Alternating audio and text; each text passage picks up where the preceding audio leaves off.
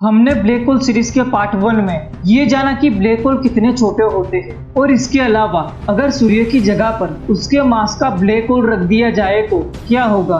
क्या वो पृथ्वी को निगल जाएगा या पृथ्वी गुरुत्वाकर्षण बल के बिना हमारे सोलर सिस्टम से बाहर चली जाएगी।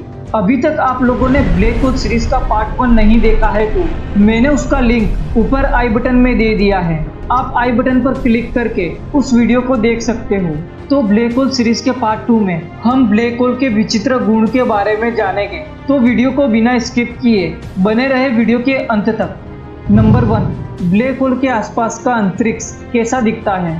कल्पना कीजिए कि आप किसी ब्लैक होल की सुरक्षित दूरी पर मौजूद है, यानी कि इवेंट होराइजन से बाहर चक्कर लगा रहे हैं। तब आपको आपके आसपास का अंतरिक्ष कैसा दिखाई देगा। अगर साधारण भाषा में मैं आपसे कहूँ तो ब्लैक होल के ऊपर दिखने वाले तारे लगातार आपको खिसकते हुए दिखाई देंगे। ऐसा आपके साथ इसीलिए हो रहा है क्योंकि आपकी ऑर्बिटल स्पीड बहुत ही ज्यादा तेज है और किसी भी ब्लैक होल का गुरुत्वाकर्षण बल इस तरह से ही ब्लैक होल के आसपास के दृश्यों को बहुत ही ज्यादा परिवर्तित कर देता है। ब्लैक होल के पास से गुजरने वाली प्रकाश किरणें ब्लैक होल के गुरुत्वाकर्षण बल की चपेट में आ जाती है और ब्लैक होल से बाहर निकल नहीं पाती। इसी वजह से ब्लैक होल के आसपास की जगह पर एक डार्क डिस्क दिखाई देती है।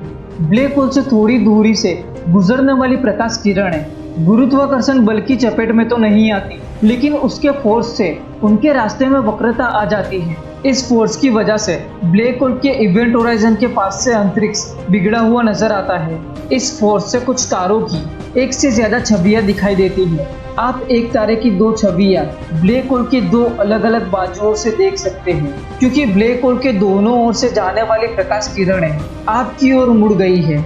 कुछ तारों की कभी कभी बहुत सारी छवियां बन जाती हैं, क्योंकि उनसे निकलने वाली प्रकाश किरणें ब्लैक होल के चारों ओर से आपकी ओर मोड़ दी जाती है। आइंस्टाइन के साधारण सापेक्षतावाद के सिद्धांत के अनुसार ब्रह्मांड में दूर मौजूद हर पिंड प्रकाश किरणों को अपने गुरुत्वाकर्षण बल से वक्र करता है, यानी कि बेंड करता है। इसे ग्रेविटेशनल लेंसिंग कहते हैं।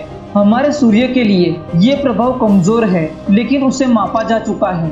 ब्रह्मांड में मौजूद ज्यादा बड़े, ज्यादा भारी और दूर मौजूद पिंडों से ज्यादा मजबूत ग्रेविटेशनल लेंसिंग का प्रभाव देखा गया है, पर ब्लैक होल के मामले में अभी तक ग्रेविटेशनल लेंसिंग का प्रभाव देखा नहीं गया है। भले ही हम ब्लैक होल के ग्रेविटेशनल लेंसिंग के प्रभाव को देख नहीं सकते हैं, लेकिन हम ब्लैक होल की पहली तस्वीर लेने में सफल हो गए हैं, जो कि 10 अप्रैल 2019 में सबसे पहले ब्लैक होल की तस्वीर दुनिया के सामने आई। पर फिर भी जिसे हम ब्लैक होल की तस्वीर मान रहे हैं वो ब्लैक होल की तस्वीर ना होकर ब्लैक होल के आसपास के ग्रेविटेशनल एटमॉस्फेयर की तस्वीर है, जिसे हम लोग इवेंट होराइजन के नाम से पहचानते हैं। हम उस काले अंधकारमय पिंड की तस्वीर नहीं ले सकते हैं, क्योंकि जिस पिंड से प्रकाश भी वापस नहीं आ सकता है, तो फिर उस पिंड की तस्वीर ले पाना कैसे पॉसिबल हो सकता है। लेकिन शायद ये आने वाले समय में कर पाना पॉसिबल हो सकता है।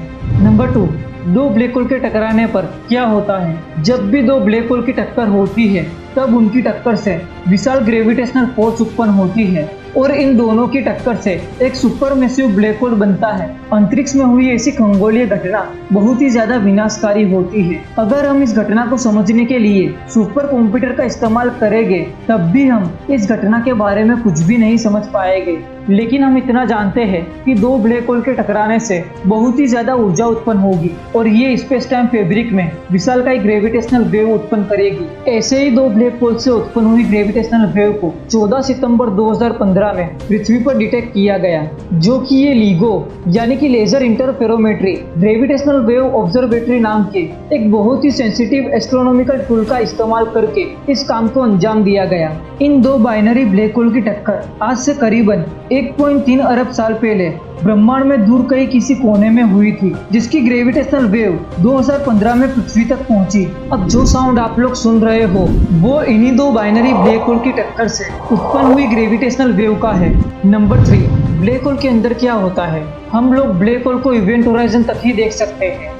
ब्लैक होल के अंदर क्या है वो देख पाना पॉसिबल नहीं है, क्योंकि कोई भी प्रकाश या पदार्थ हम तक कभी भी नहीं पहुंच सकता। अगर हमने कोई अंतरिक्ष यान ब्लैक होल के अंदर भेजा तब भी वो अंतरिक्ष यान भी हमसे कांटेक्ट नहीं कर पाएगा। वो अंतरिक्ष यान जो भी मैसेज हम तक भेजना चाहेगा वो ब्लैक होल के जरिए ही निगल लिया जाएगा। वर्तमान फिजिक्स के सिद्धांतों के अनुसार ब्लैक होल में पदार्थ एक बिंदु के रूप में इकट्ठा होता है, लेकिन हम नहीं जानते हैं कि ये एक बिंदुनुमा सेंट्रल सिंगुलरिटी क्या काम करती है। इसे सही तरह से समझने के लिए क्वांटम फिजिक्स और ग्रेविटेशनल फिजिक्स का जुड़ाव बहुत ही जरूरी है। इस सिद्धांत को क्वांटम ग्रेविटी नाम दिया गया है, लेकिन क्वांटम ग्रेविटी सिद्धांत कैसे काम करता है ये हम नहीं जानते हैं। ये अब तक की सबसे बड़ी अनसुलझी पहेली है। शायद ब्लैक होल पर की जाने वाली ये स्टडी इस रहस्य के हल की कुंजी प्रदान करने में हमारी मदद कर सके। आइंस्टाइन का साधारण सापेक्षतावाद का सिद्धांत हमें ये सोचने पर मजबूर करता है कि ब्लैक होल की सेंट्रल सिंगुलरिटी के उस पार क्या होगा। वैज्ञानिकों के अनुसार ब्लैक होल की सेंट्रल सिंगुलरिटी के उस पार किसी दूसरे ब्रह्मांड का ब्रिज हो सकता है, जैसा कि वार्म होल में होता है। वार्म होल आइंस्टाइन के समीकरण का एक ऐसा हल है जिसमें इवेंट होराइजन नहीं होता है, यानी वार्म होल के जरिए हम दूसरे ब्रह्मांड में यात्रा कर सकते हैं। वार्म होल के जरिए समय यात्रा भी पॉसिबल है, लेकिन निरीक्षण और प्रायोगिक जानकारी के अभाव में ये एक कल्पना मात्र है। हम ये नहीं जानते हैं कि वार्म होल या ब्रिज का ब्रह्मांड में कोई अस्तित्व है भी या नहीं, या वो सिर्फ सैद्धांतिक रूप से संभव है। पर यह कहना भी गलत होगा कि ब्रह्मांड में वार्म होल का अस्तित्व नहीं है, क्योंकि आज ब्लैक होल के अस्तित्व को भी नकारा नहीं जा सकता। जिस तरह हमने ब्लैक होल की खोज की, वैसे ही आने वाले भविष्य में शायद हम वार्म होल पर से भी पर्दा उठा लेंगे। ये कहना गलत नहीं होगा। नंबर 4, क्या ब्लैक होल अमर होते हैं? हम जानते हैं कि ब्लैक होल के गुरुत्वाकर्षण बल से कुछ भी नहीं बच सकता। जब तक स्टीफन हॉकिंग का क्वांटम सिद्धांत दुनिया के सामने नहीं आया था, तब तक ऐसा माना जाता था कि ब्लैक होल का विनाश इम्पॉसिबल है। लेकिन भौतिक वैज्ञानिक और लेखक स्टीफन हॉकिंग ने 1974 में क्वांटम मैकेनिक्स के नियमों की मदद से इवेंट होराइजन के पास के इलाके में रिसर्च करते हुए ये पता लगाया कि ब्लैक होल जब उनके अंत के करीब होते हैं तब वो धीरे धीरे अपनी ऊर्जा ब्रह्मांड को वापस देते हैं और अपना अंत करते हैं। क्वांटम सिद्धांत पदार्थ के सबसे छोटे पैमाने पर के व्यवहार को डिफाइंड करता है। क्वांटम सिद्धांत के अनुसार परमाणु स्तर पर छोटे कण तथा प्रकाश का निर्माण और विनाश लगातार रूप से चलता रहता है। इस प्रोसेस से बने हुए प्रकाश की उसके विनाश से पहले पलायन की छोटी सी संभावना होती है। किसी बाहरी व्यक्ति के लिए ये इवेंट होराइजन की हल्की सी चमक होती है। इस चमक से उत्पन्न प्रकाश ब्लैक होल के मास को कम करता है। ये प्रोसेस ब्लैक होल के गायब होने तक चलती रहती है। ये चौंकाने वाली सच्चाई हमें ये बताती है कि ब्लैक होल के बारे में हमें अभी बहुत कुछ जानना बाकी है।